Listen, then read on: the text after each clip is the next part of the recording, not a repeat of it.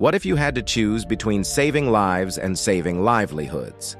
A Foundry worker spots hairline cracks in the furnace wall, right as 2,000 pounds of molten steel begins pouring. This order feeds dozens of families for weeks. Stop the pour, lose everything, continue, risk catastrophic failure that could kill everyone. 20 years of reading metal temperatures becomes his only guide. While others evacuate, he stays, watching every degree, every stress point. His hands shake, but they don't leave the controls. This isn't just employment anymore. This is what separates workers from craftsmen. One man's refusal to abandon his post.